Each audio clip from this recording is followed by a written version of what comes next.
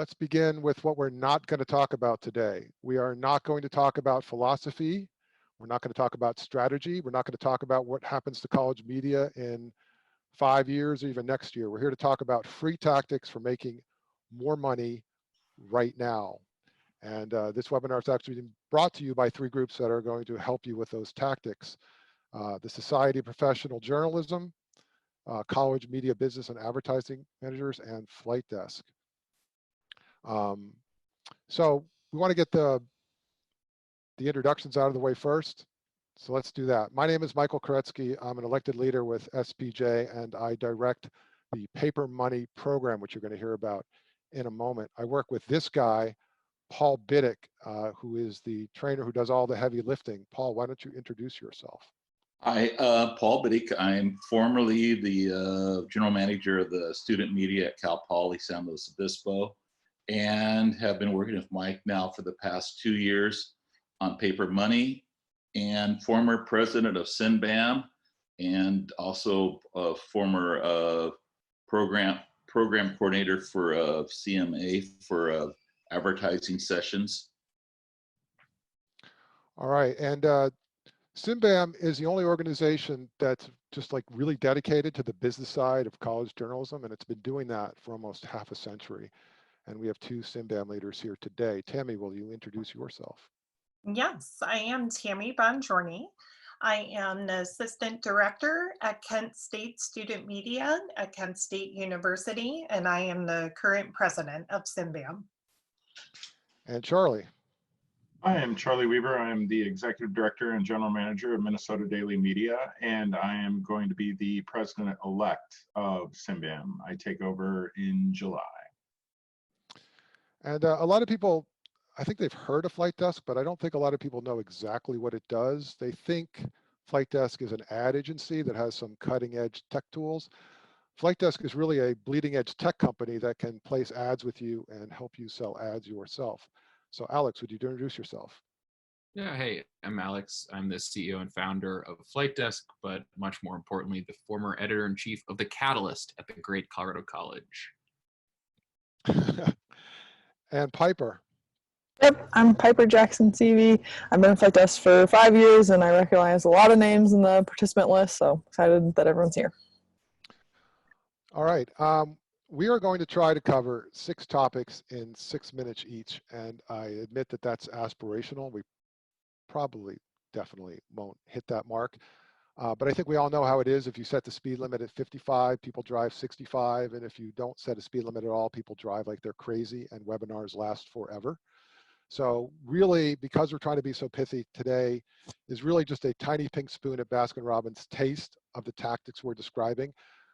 If you like any of them, we will get you all the help you need for free, no cost, and you'll be able to hook up with the experts that we're talking about here today.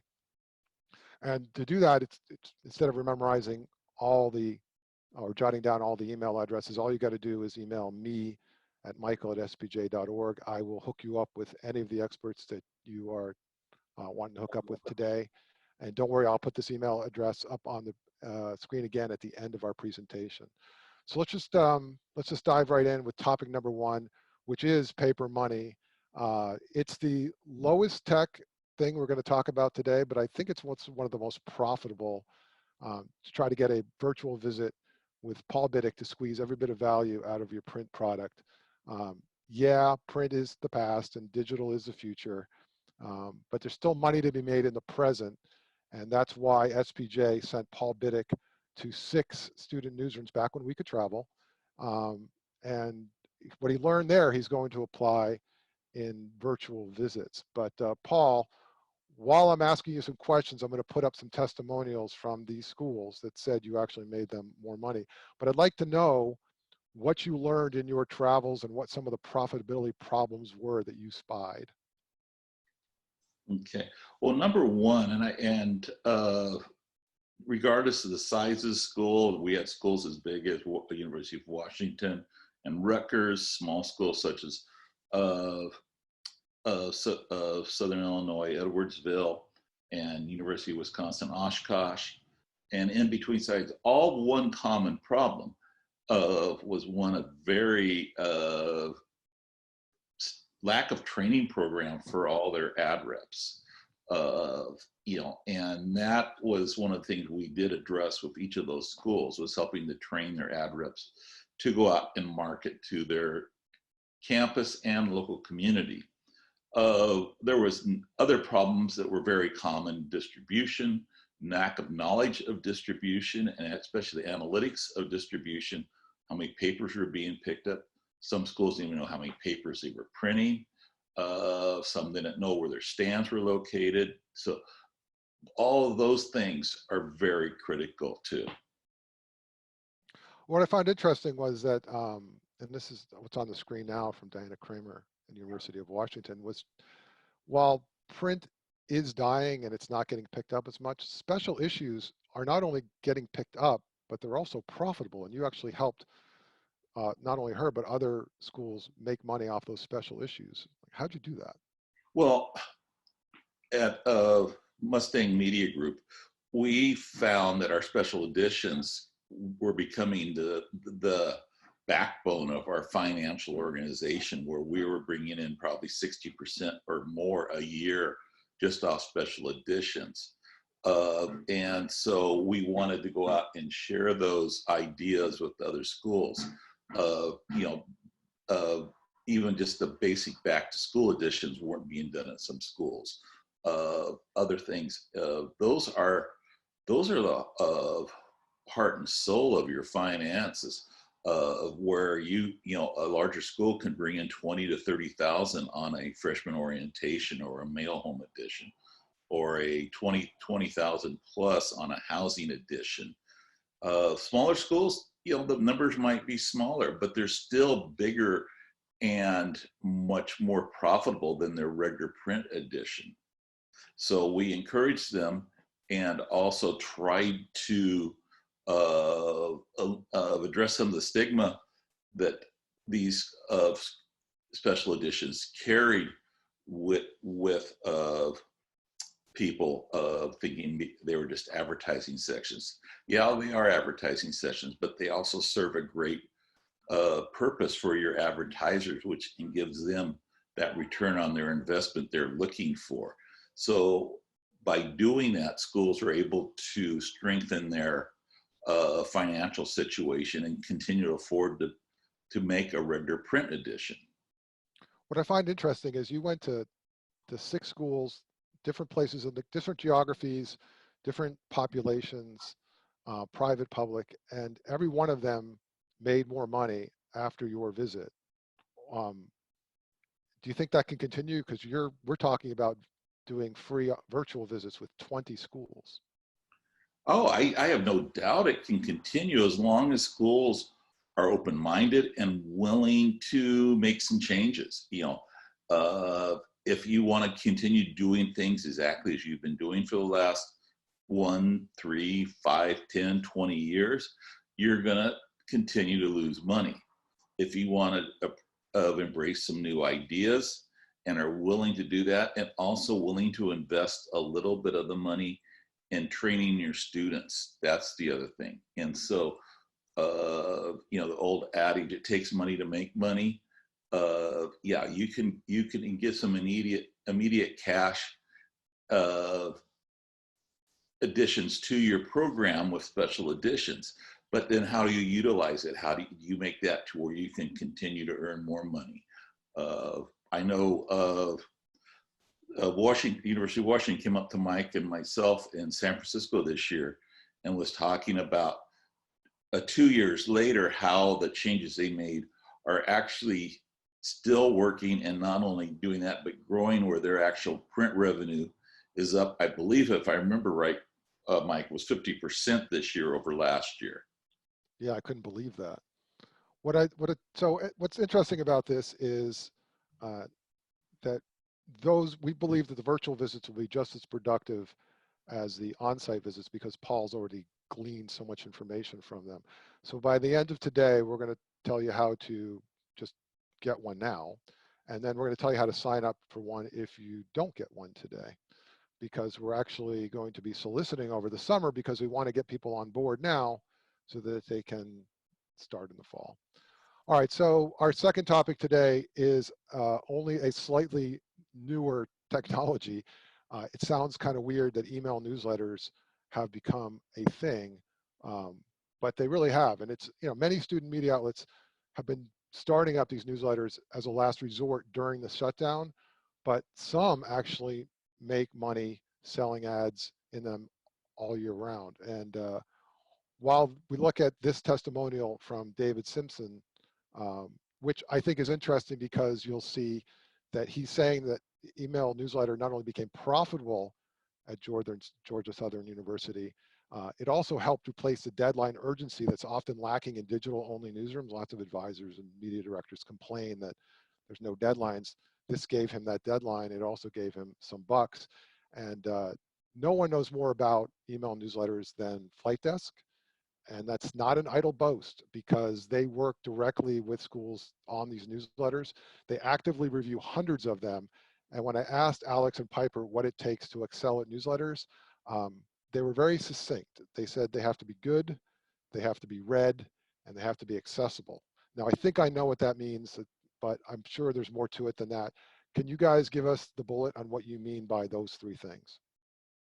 Yeah, just to take good, I mean, quite simply, when we think about email newsletters, the power of, whether you can make money off of it or whether it's,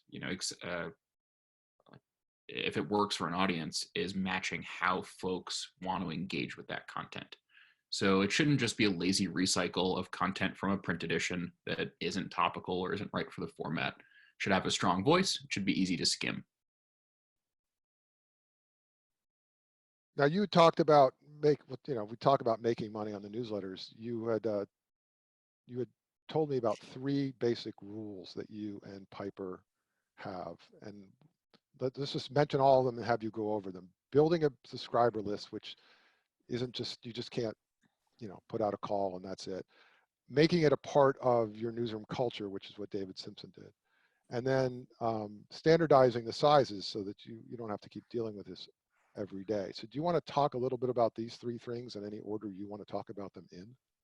Yeah, I think the biggest thing in terms of building a subscriber list, there are publishers that we've seen that have built them from scratch where you have, sign up on your website that says subscribe to our newsletter here.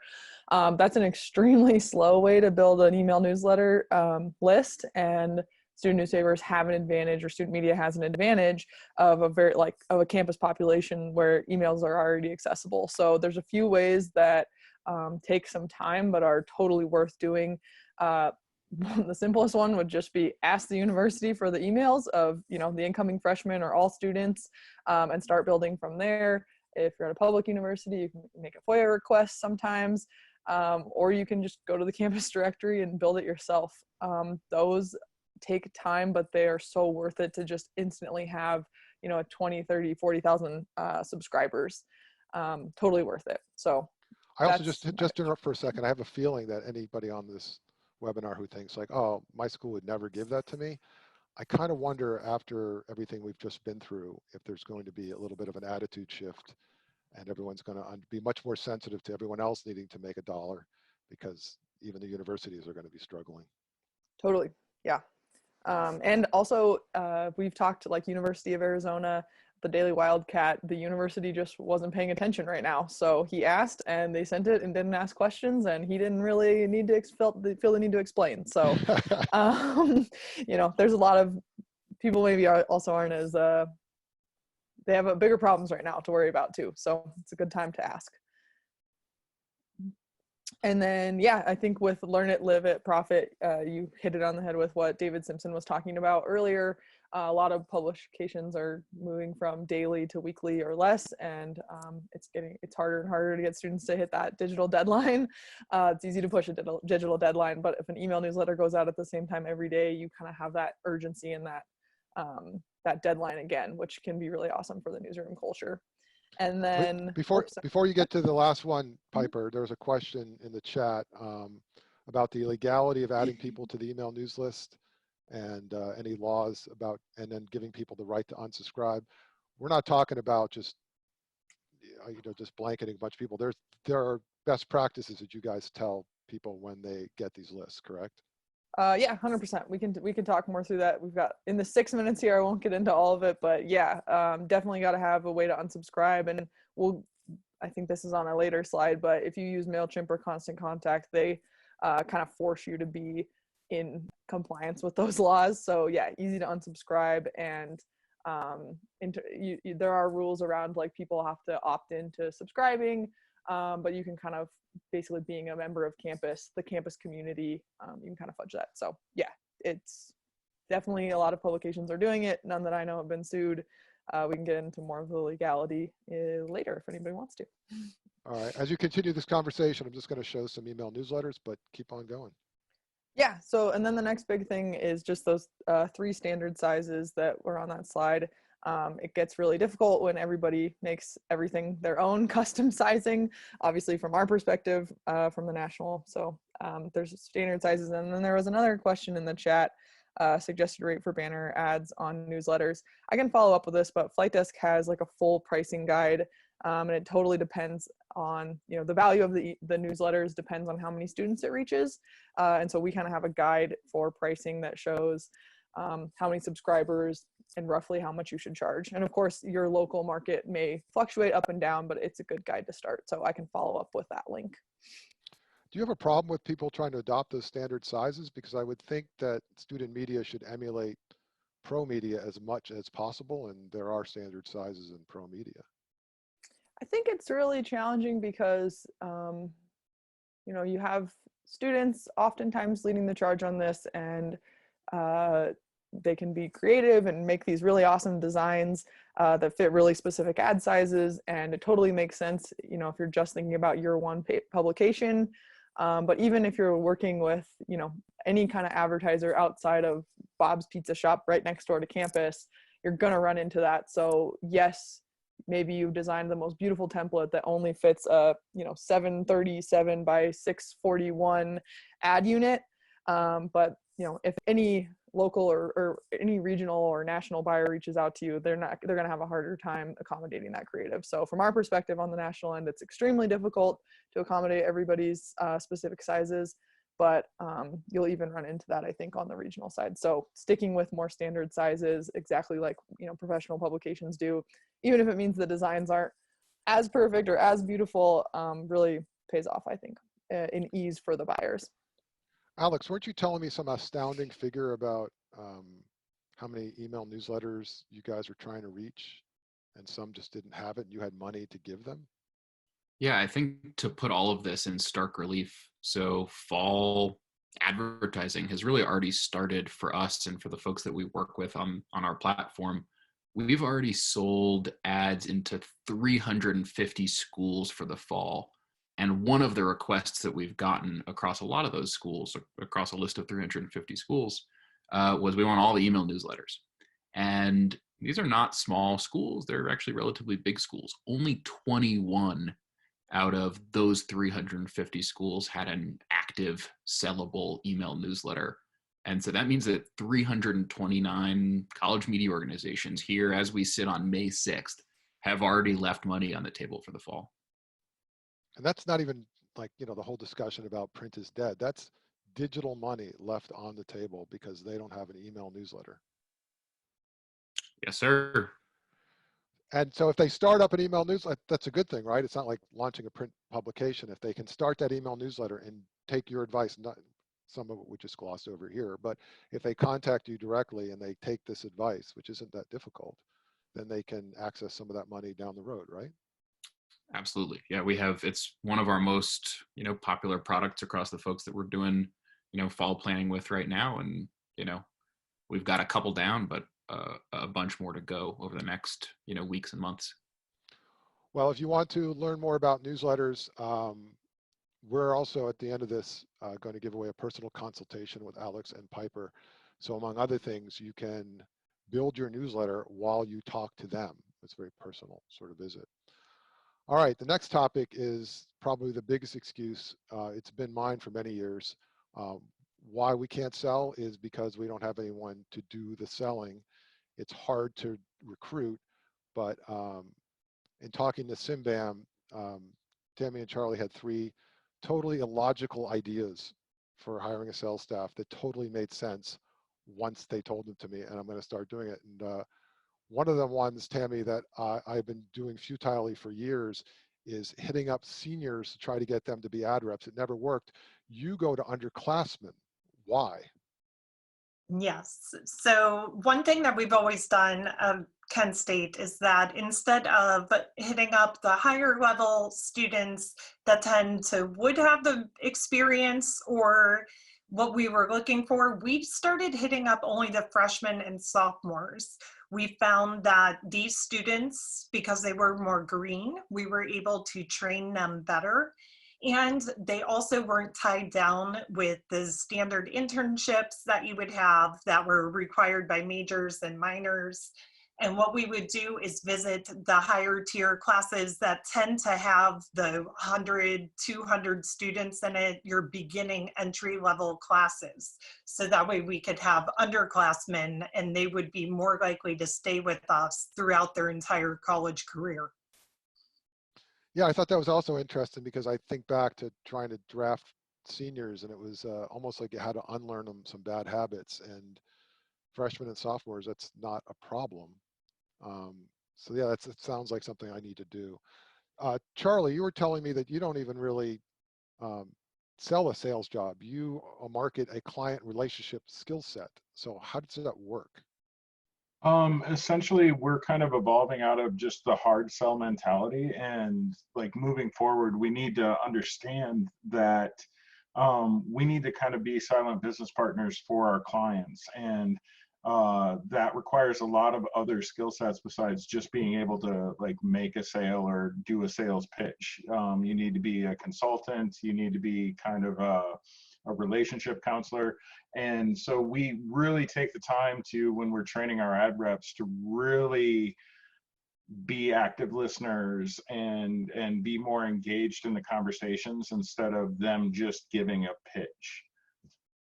You know, it's funny because I think about how student media should mimic the real world, not just the media real world, but I think of most salespeople I know that I intersect with for my job as a business editor, and that's been their approach. No one has a sales job anymore. Everyone has a relationship job. Everyone is hitting me up not to sell me something, but to help me. So it seems like this is no doubt we should have been doing this a long time ago. No, absolutely. And I mean, even today with the situations that we're all going through, you know, we need to be more thoughtful, empathetic, and considerate of what's happening to our clients. We're not going out to just like add dollars to our bottom line. We want to make sure that we're making our clients successful and giving them the ability to kind of survive and thrive through all of this. Because if we can do that now, we're never not going to have them as a client in the future. Yeah, that's something I didn't think about is when we all do get back, even if it's 3 months from now, it's still pretty fresh and it's still pretty tacky to go hit up a bunch of businesses that are probably still struggling and just ask them for money. We should be trying to figure out ways to help them be successful because we'll be successful. Tammy, the other thing that I liked that you told me, I visited a lot of classes over the years and I've hated it, but you don't say much when you visit classes. You let the students do the talking, but do they do a good job when you do that? They do. Anytime I go to visit classes, we typically always have, I will go myself, but I always take a student. I will rarely go to a class without one of my ad reps in tow. The students don't want to hear from the professional staff members. They want to hear from the students. They want to know what they're going to be doing from day to day. And they want to know what the real expectations are of the position. We get some of our best ad reps from word of mouth and from friends of friends. So we have our students portray what they do on a daily basis, what they learn from working in our office, and how they can best utilize that to secure jobs in the future.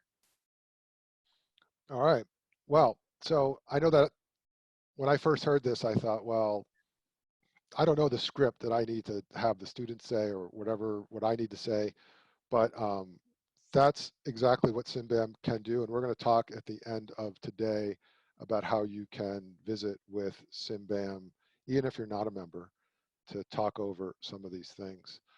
The next category is one that I think a lot of student media outlets haven't even considered, or if they do, they sort of just dismiss it out of hand. It's called out of home. And when I first started talking to Alex and Piper, I didn't know what the hell it was. And it just turns out that it's pretty much everything that ain't my student media outlet. And Alex, you said two things to me. One, that student media is primely positioned to do this. And two, that it's the fastest growing ad category in the country. What does that mean? I'm going to try not to get philosophical, but Oh, geez. one of our core beliefs is that anything that can be an owned and operated asset by college media is going to be a good thing in the short term, the midterm, and the long term. So out of home just means like ads on the side of buses or bus shelters or billboards or news racks in the case of a college campus. Larger format posters basically in the real world. Now, why is student media positioned to do this well? Yeah, so I mean, out of home, like you mentioned here, is the fastest growing ad category, I think, in the whole world, growing at pre-coronavirus 8.8% a year, which is, you know, growing much faster than the 3.4% a year that digital media is growing. Obviously, digital is bigger, but when you think about a college campus, it makes a lot of sense. It is, under normal circumstances, a pretty dense geography where people are moving about and have a lot of opportunities to see out-of-home advertising. Now, what I found interesting, and we've taken advantage of this where I am, but you offer free racks that actually make money. The racks make money, even when the papers aren't in it. How does that work? Yeah, so going back to like our goals of making this a core product of college media, one of the things that we're trying to do is figure out how to scale that as quickly and as efficiently as possible. So what we've done is we have a couple manufacturers. We have reached out to tons of schools. I think there's been 3,000 requests for units all across the country of folks who can implement these if we actually go and sell it. So we then add that to what we sell. Once someone buys it, we then manufacture the unit, take a couple months of that advertising space offsets the manufacturing cost, but then it's owned and operated by your college media organization. And so we've already placed, I think it's over 300 of those units, which obviously isn't close to the 3,000 that we want to place. But that represents, you know, millions of dollars in sort of like a 5-year revenue timeline that goes directly into the coffers of college media. And you also were offering these bigger racks. And I know that when I tried to get these, the architect's office was, oh, I don't know if it's pretty enough for our campus. But again, I have a feeling that when I go back to them now, it's going to be a lot different attitude. Things have changed in the world, and I wonder if these sort of bigger outdoor racks will become a thing again. Do you think they will? Yeah, I think so. And one of the nice things that, you know, we do from our purview is the rack that you showed before. This rack, the ad unit is actually the same size, and so that means that when we put a client on the platform, when we're, you know, scoping out whatever kind of campaign, it just takes one piece of creative, no matter if it's inside or outside, and that lowers the friction that allows us to, you know, make out of home on college campuses, you know, a bigger market in the first place. So yeah, I think that as we've talked to folks, I think there's a lot of opportunities, which is sort of counterintuitive in this, you know, time of uncertainty when colleges and administrators are looking for more revenue. That it sort of opens up a different kind of opportunity to fast track projects like this. I can also tell you that, and obviously we'll talk about Street Team in a minute, but I wanted to say that for the racks, it kind of dovetails with paper money, that we've actually referenced those programs. You combine it with the paper money program, and the effect is geometric. So when it comes to Street Teams, which is the easiest way to sell, said something funny to me about this, that anybody can do it. Like, I don't know what your quote was about that, but it was pretty funny. Yeah. Yes. Oh, go ahead, Alex. Yeah, when we talk about out of home, we're not just talking about news racks on campus. We're not just talking about campus transit. There's really a category that's undergone a lot of growth over the past few years. And, before all of this started, not too long ago, we've had, lunches and meetings with the presidents of the big out of home trade associations, and everybody wants to see, this be part of what the media arsenal on a college campus can be. And so you might not have news racks on campus, you might not have access to transit ads, but in the real world, if you've walked around the streets of New York, when there's ads on the side of all of the scaffolding, that's called wild postings. And that's a product in its own right. So just putting posters up on campus, on kiosks and corkboards, is part of the out-of-home category that there's really no excuse not to do. If you've got a printer or access to a printer, you can do this.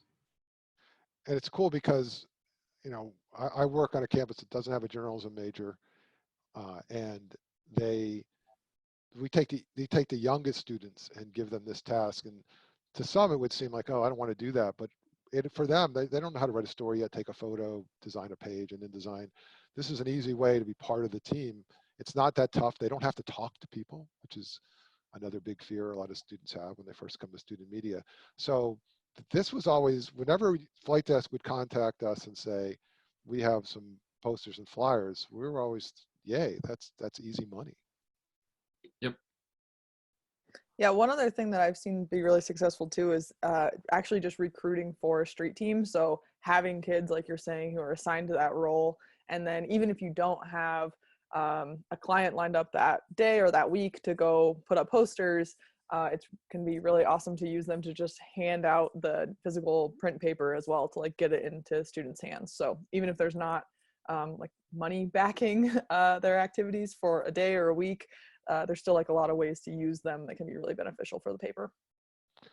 All right, so for out of home, there are some rules to sign up for those free racks. There is a list, and there are best practices for making money out of home and outside of your newsroom. And again, we'll tell you how to contact Flight Desk for your personal consultation, but you can also just contact them anytime, and they will give you all the details on how to do this part of the equation. And this is one of the easier things to do. And I want us to kind of segue now to one of the things that seemed like the most impossible thing to do until I talked to Tammy and Charlie, and that is direct donations. Basically, asking people for money, I thought, would be the worst thing you could do, especially during this time of pandemic. Yet, I realized after talking to them that direct donations isn't really asking for money. It's really just alumni satisfaction. And during this pandemic, Charlie's school raised $5,500 just by asking for it. And it turned out, Charlie, right, 85% of those donations came from alumni. How did you do that? Yeah, and actually that total has changed a bit. We are now approaching $7,000 in 2 weeks of the campaign, and the campaign's running for another 4 weeks. But essentially, we got together and talked about some of the economic impacts that were going to be happening to the Daily because of the kind of shuttering of its print product. And in conjunction with that, we were actually relaunching our alumni association in the meantime as well. So like we decided to just kind of bring in a couple of our board members that deal in the development sector and kind of walk through the strategy on how to be thoughtful, how to be empathetic, how to be considerate of the people that we were asking of these funds. And so essentially we landed on kind of the same marketing campaign that you see at the New York Times, the Washington Post, National Public Radio, Minnesota Public Radio. The fact that any support that our public or our readers can give us helps us support our readers in the fact that we're getting them the most factual, up-to-date information possible. And that just, it really does seem to resonate with the groups that we're asking for. And the reason that we reached out to the alumni first, and why the alumni, I think, are supporting us first and foremost, is because they've had a formative experience at the Daily. They understand what the journalists are doing, what the business students are doing, and they really want to support that. So our goal was, we actually rolled it out 3 days ahead of the hard launch to our alumni, and within those 3 days, we were able to generate almost $4,000 in just alumni donations alone. Well, and I was, you know, that's the message. And Tammy, you were telling me about how to kind of reach out to those alumni on social, how to craft messages to them, so it isn't just a once a year donate to us. You guys talk to them all the time. Yes, over the past several years at Kent State, we've started developing, heavily using a marketing team of students, and basically coming up with separate programs and donation asks. That way we were catering to specific medias and partners that we have. And what we did to develop this alumni base is that we have all the former emails of every single student that's ever worked for us. So we started basically compiling a database of all of those students. And what we did was we compiled a master database that had included all students of the past, and then we also divvied it up based off of the media partner that we had. That way, when we did separate asks, we could designate just those individual groups. The previous slide showed an example of our television station. We had a milestone birthday, so we specifically went after the television group that we had. You know what's cool about this is, first I thought when you first mentioned this, that's a lot of work. Do I really want to start doing this? But I know maybe other schools are like this. We have students that want to work over the summer, and we have a limited budget over the summer. It's not as much as it is for fall and spring. And it's always, you know, what are you going to write about? So after talking to you, we're going to try to see which students want to get paid over the summer, but they're going to do this, which is still reporting. Do you want to track down all this information for us and get paid doing it while things are slow? So this seems like a great time to do what you're talking about. You also were, you guys were telling me about, once you have that list, that all alumni are not created equal, and you seek out influencers. You basically take a page from social media and apply it to your own stuff. How do you do that? We do. For each media partner that we have, we designated influencers. Basically, what we did was we went to each student leader of all of our partners, as well as the advisors of them, and basically called out asking for alum that are primary influencers in their select field, whether they're DJs or they're anchors of morning shows. And we specifically went after those alum to get testimonials from them, get written testimonials, video testimonials, to basically help us meet our goal. And it's nice because they draw from their own personal experience of being within student media. And they also draw that enthusiasm from where they are and where student media got them to.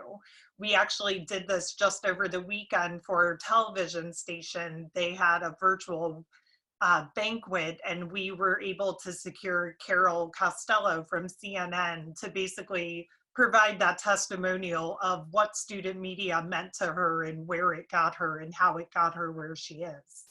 I like that because it also, I guess I hate ideas that the payoff of the idea is spend 20 more hours of your life a week to do something.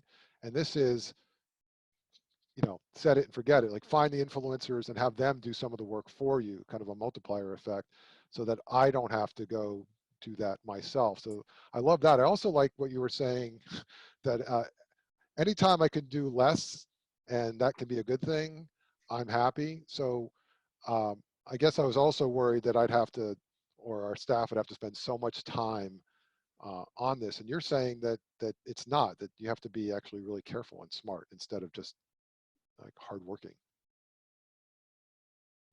Yes, anytime we call action, anytime there's a call to action or asking for money, we always make sure that there's a set campaign set up so that way we're not flooding the feed with continual asks. We make all of our asks very designated to what it's going for, what it's going to be utilized for. So that way everything is very smart thinking and has a purpose of why we're utilizing that avenue to basically try to get them to donate back to us.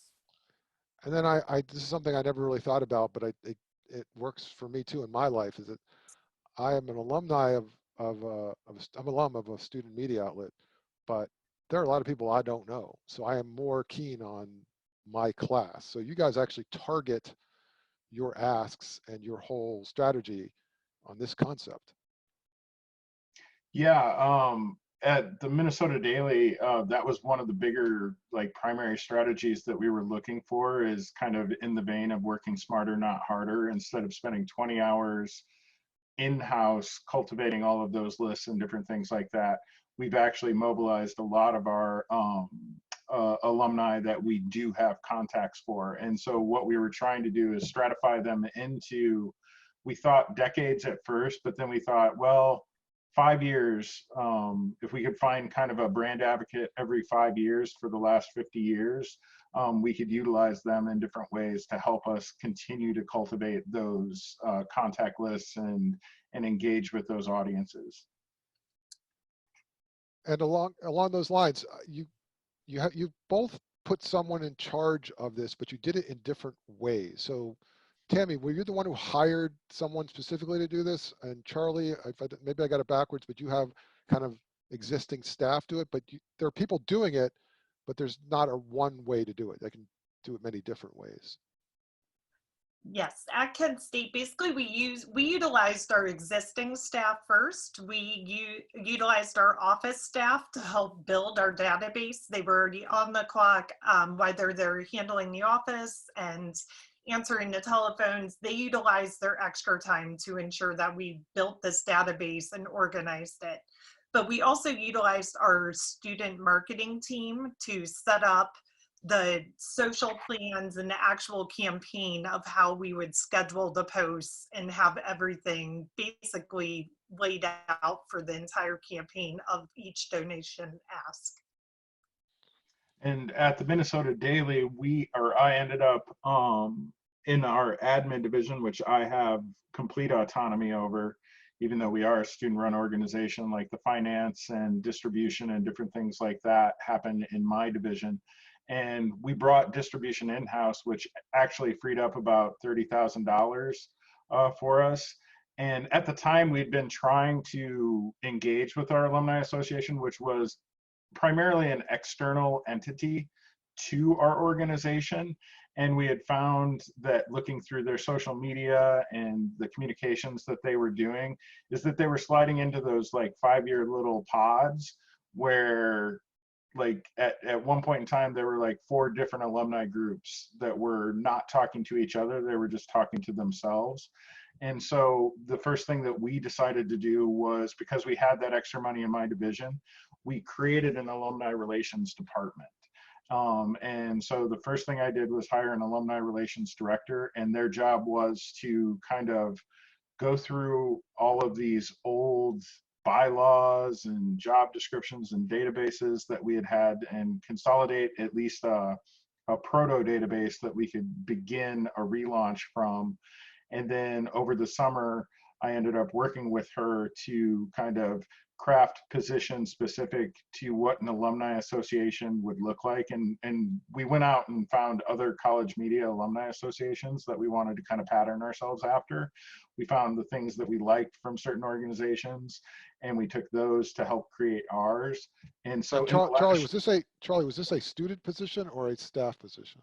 This is a student position. I'm actually the only professional staff member at my organization, so I have to. So a student could do this. A student can do this and excel at it. Yes, absolutely. And not only did Kelly start as the primary individual in her department, over the last year, we've grown that department to 5 students now. 4 of which are internship positions, which we don't pay. But because of the success of the fundraising and stuff, we're looking to expanding into 2 more paid positions next year to help with the fundraising and development aspects of the daily. And we're fortunate because I look for the resources that we have available through the university, and we have like a public policy and management major that it's there. They teach people how to run nonprofits. They teach people how to fundraise and different things like that. And so that's where I went recruiting. That's a great idea. A lot of schools have that, and I've never hit them up for anything, and this sounds like a perfect fit. Yeah, the approach I take with the Minnesota Daily and even the Emerald when I worked there is, we have to run this like a media company. It's not just a newsroom. And so we have to be looking at all of the resources that we have available on our campuses, whether it's from the design college, the business school, the public policy and management majors. We have an accounting college, and they're like all of our finances are done by students as well. So that's a little bit more harrowing than I would like, but they are well trained, and we have a constant stream of students that are willing to do that type of work. That is awesome. And as always, SINBAM can help you with the particular processes and procedures. If you become a member, they'll help you over time. But today we're going to tell you about how to win access to their leadership. They have something called SINBAM happy hours, which of course are virtual. But you can ask very particular, specific questions. I see questions in the chat that are specific to certain things. These are the ways to get your answers. The final topic of today is the most temporary, but possibly the most profitable, and that is election advertising. You can easily sell election ads both nationally and locally. National is something that Flight Desk has spent, and I'm not exaggerating this, thousands of hours soliciting. And they've placed ads, they've visited many of the states, and those ads go in, wait for it, newsletters, and they go into print, and they go on social. So they go everywhere. And obviously, there are battleground states that I know Alex and Piper will talk about, but they also have told me that even if you're not in a battleground state, you can still avail yourself of some of this stuff. So Alex and Piper, why don't you tell us a little bit about battleground states and beyond? Yeah, if anyone needs proof that we have gone to the ends of the earth to make sure that college media has a role in electoral advertising, I will note that I have been to the office of the Kansas Democratic Party, which is located inside of Ramada Inn in Topeka, Kansas. So keep that in mind. But yeah, when I think about election advertising, it's really important to note, if you look at the projections of what happens with the advertising market this year, obviously in 2020 with the pandemic going on, the industry at large is projected to contract somewhere between 5 and 15%. But if you look at the media properties where it's broken down to who can take electoral advertising, the advertising industry for those folks is projected to be about flat, which is amazing in a market and in an environment like this. So yes, there are certainly battleground places. There's the swing states that everybody knows about, but there's also a ton of competitive congressional districts, gubernatorial races, Senate races, and the battlefront of the 2020 election will largely fall with young voters. And if you break down the youth vote, most of those votes actually come from the people who are college kids. So we have a really, really, really incredible opportunity and important role to play, in the fast approaching 2020 election. Well, so you were telling me also that this is very much of a all of a sudden sort of thing. So the preparation has to start now because all the money comes at one time. So what do student media outlets need to do now to prepare for that upcoming bulge? Yeah, it's almost entirely a preparation game. So like we have here, 65% of those media dollars come after Labor Day. And a huge amount of that comes in really the 6 weeks before an election. Um, the political market is, part of the reason why it's so insular is that folks have an expectation that you understand how to work with the political market, which usually means that once someone makes a decision, it came a couple days too late and the media was expected to start running yesterday. So when a media kit is updated, when we have all of the information that we need in order to properly, represent and integrate media inventory into our platform. We have some initiatives to make that easier. I think a lot of folks will start seeing email communication from us of an even faster way of making sure your information is updated.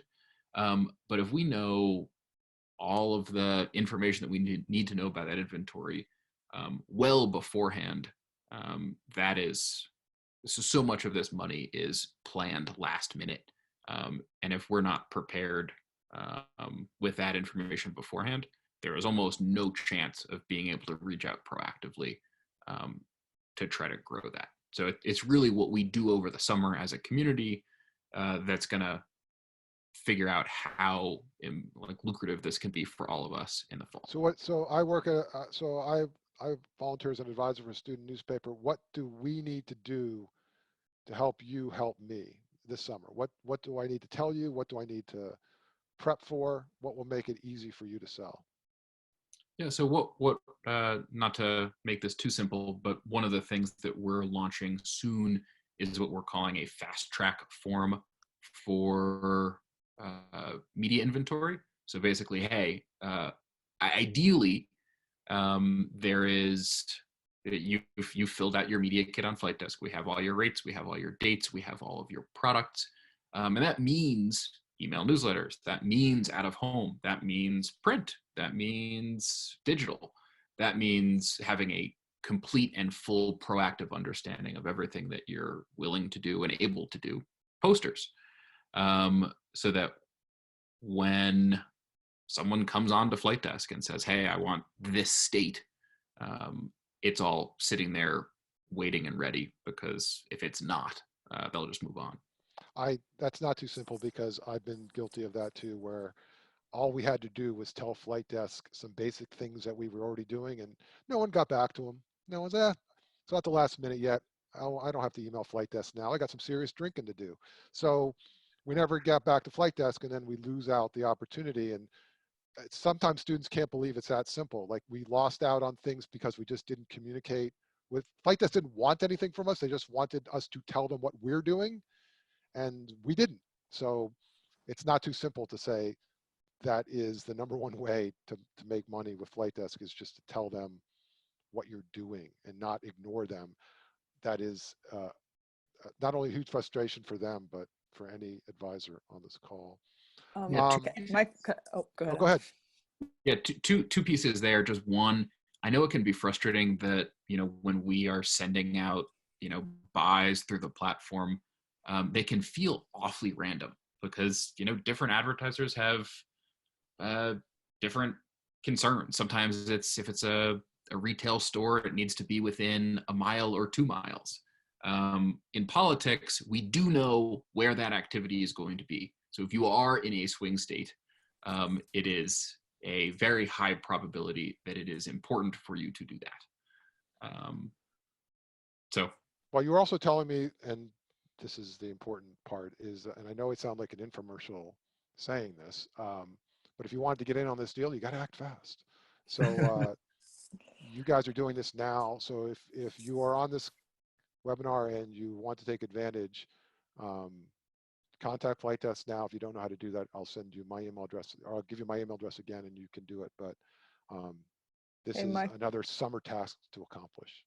Can I add 3 little tactical things? I know we're over, but really huge, like, for publishers to meet us halfway. We talked about how you need to tell us what you're doing, but just super tactically, while we have 100 people on the line, September 22nd is National Voter Registration Day.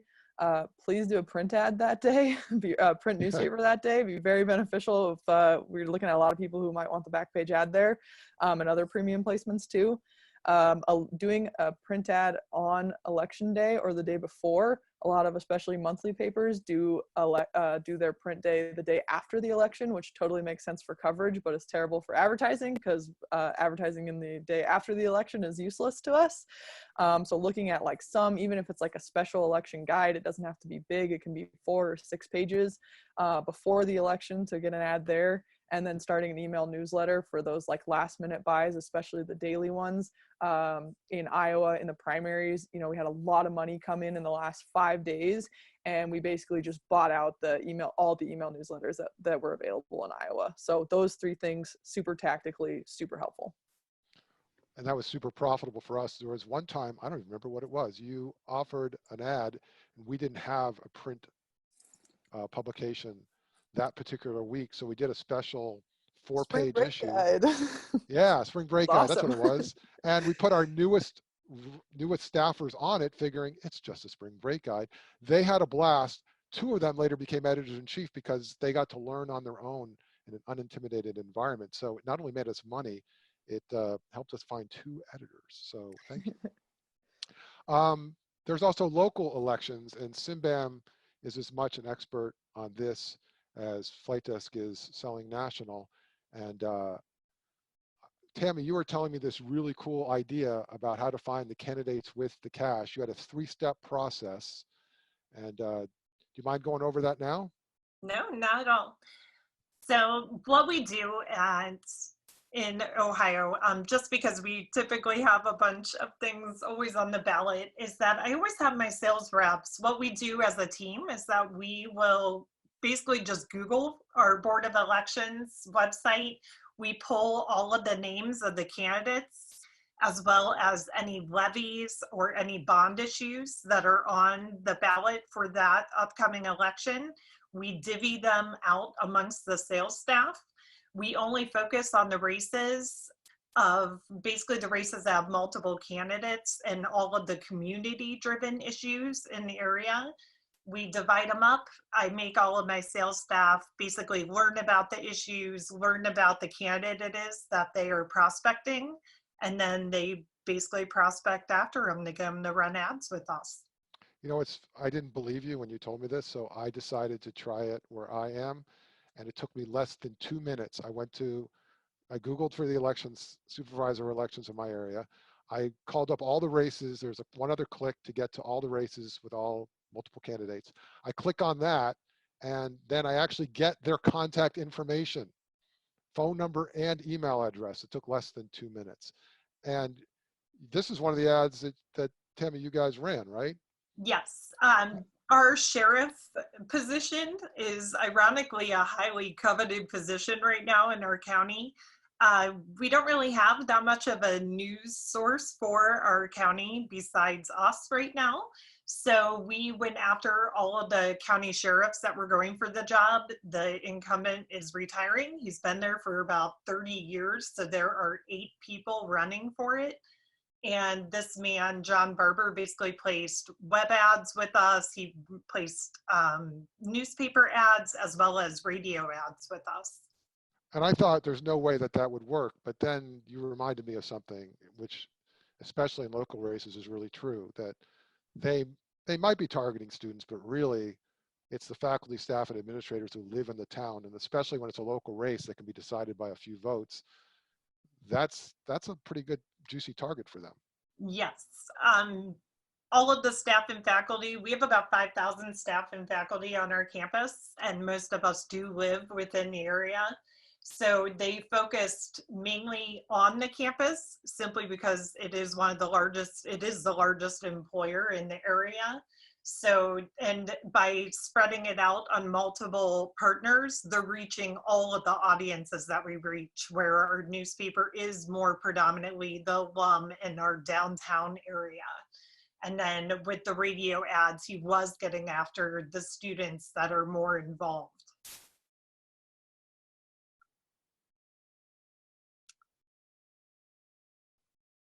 And then this is an example of the levy ads that we've done. We typically always focus on any type of bond and levy issues simply because a lot of them have grants for advertising, and all of them always set aside money for advertising. And the reason why people, they always want to vote and always want to place emphasis on the levies just because we are a larger university. So a majority of our education students want to utilize the school systems. So that way they are placing more emphasis on making sure the school system is strong. Anytime this one that is up was a mental health organization. So our College of Nursing was heavily involved. So this is why they were so adamant on making sure that they utilized all of the resources available at the university for our support. Yeah, that's something I should have remembered, because as a journalist, you know, when you cover bond issues, there's a budget and there's a line item for advertising, and never thought about, I'm going to get me some of that. So that's a great idea. To learn more about this third stuff, Simbam can give you the step-by-step playbook, the chapter and verse on it, how to sign up local candidates. And again, they've been successful doing it, so it's not theoretical. Which brings us to our free gifts. SBJ, Simbam, and Flight Desks will make offers you shouldn't refuse. Tammy and Charlie are going, well, first of all, there's the paper money visit. I already talked about that. You can get that in email. But Tammy and Charlie, tell me about the free Simbam happy hour access. Or not. Tammy, did you want to do that, or? Yes, I can. Okay. So Simbam, basically we are a college media business and advertising managers. Some of the membership benefits of being a member of Simbam is that you utilize our listserv, and we have conventions. We have basically right now, one thing that we are really focusing on is a ton of virtual training webinars, and we are doing advisor happy hours. We have them every other week. It is going to be tapering off a little bit, where it'll be every 3 weeks. And basically what it allows is the advisors to all jump on a call. We submit topics beforehand, budgeting, recruitment, how to handle our upcoming budgets for the year, and other, basically anything that we are focusing on for the upcoming in this abnormal time. So what we are doing is that we are going to allow for people, basically invite people in for happy hour access to utilize this time to be able to speak with other advisors to see how we are going to undertake this upcoming year. And for Flight Desk, frankly, I find to be all the staff there to be helpful, but to be able to just have a one-on-one phone call with Alex and Piper seems kind of cool. You guys are willing to do that. That's awesome. All right. Oh, go ahead. No, just of course we have, you know, our team always accessible, but sometimes it's fun to, you know, do a higher level brainstorm and strategy session with us. And we did that with Brett recently. Brett, that was fun, right? Ask Brett if it was fun. And says, no, don't listen to him. Yeah, you better hope he says it was fun. All right, so that's about it. We're just about out of time. Instead of asking for questions on a webinar, which I always find to be very awkward, I'm going to put my email address up in a moment, and you can funnel all questions. I see there's a bunch going on in chat, and everyone's been responding, but you can send any questions to us. I want to ask a final question of all of our experts on this call, and that is, tell me and everybody here one thing that we need to know and remember moving forward. It could be tactical, it could even be strategical, but I would love to hear from you guys, given where we are in this moment and where student media is in the future. What do you want us to know? And anybody can start.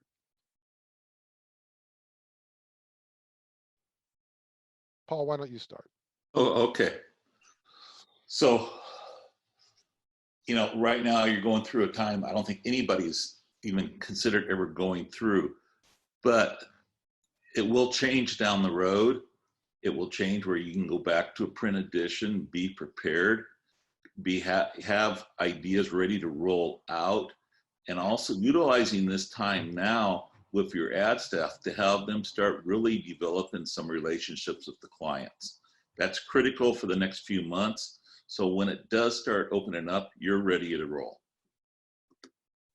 Tammy, I think the thing that's most important that I'm expressing to my sales staff and basically anybody that's coming in is just to be empathetic.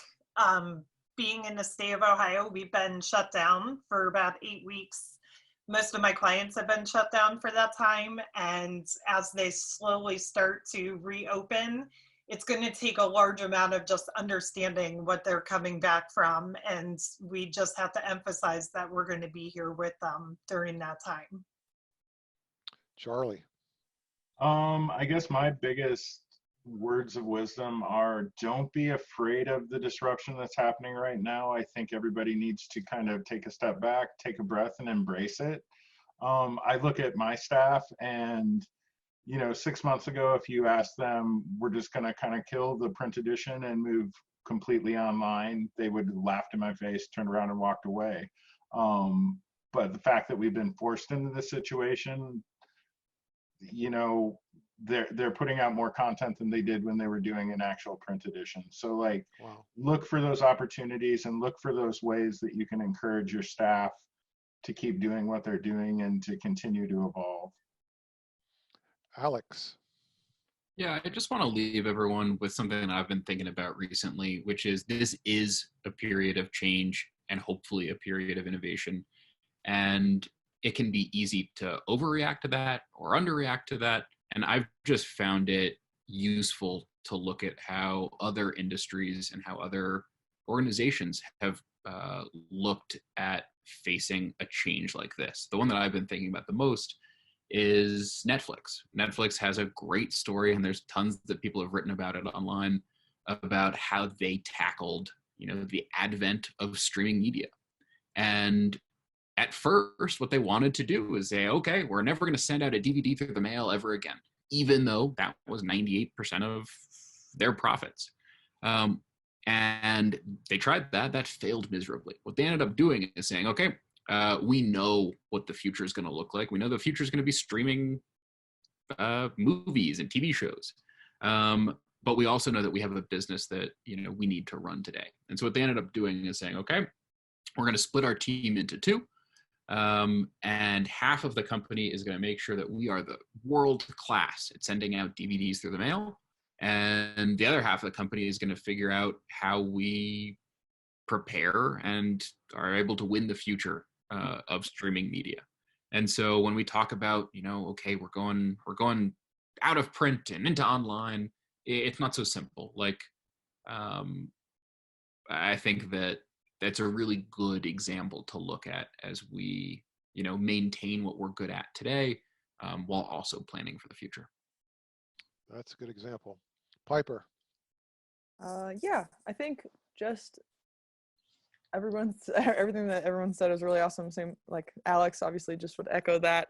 But I think maybe to add on or to add something, Flight Desk has, we employ a team of former student media kids, and we've trained them, and they want to help and they want to be a resource. And we have a ton of information, and we're not always the best at getting it out. So connect with your Flight Desk rep. Talk to them about the fall. They have a ton of information. They're always there to help. They're super informative and useful, and they can be a resource to you. So use us for that. We want to be that resource. And if you're not sure, or if you're still setting your print schedule, or you're not sure how to start an email newsletter, we know all of those things, and we'd love to help. And we have definitely, if you have questions about, if you're in a competitive state or where you're at, reach out to us. We can help you kind of set up your plan for fall. So, yeah. All right. Well, this is my email address. If you email me and say you want to hook up with one or all of the experts that you heard today, if you want anything from any of the organizations, hit me up. I'll leave this email on the screen after we end, which is going to be in just a few moments. I want to thank Paul from SPJ, Tammy and Charlie from SimBAM, Alex and Piper from Flight Desk. This webinar will be posted later this week on SPJ's website, And this email address, you can hit me up anytime for any other topics you want covered by people that are better speakers than me. So I want to thank them and you, especially for your time today, to the 73 people that stuck it out to the bitter end. I hope that we can help each other. And, we're not here to make a killing. We're here to make a living. So I want to thank you and see you guys later.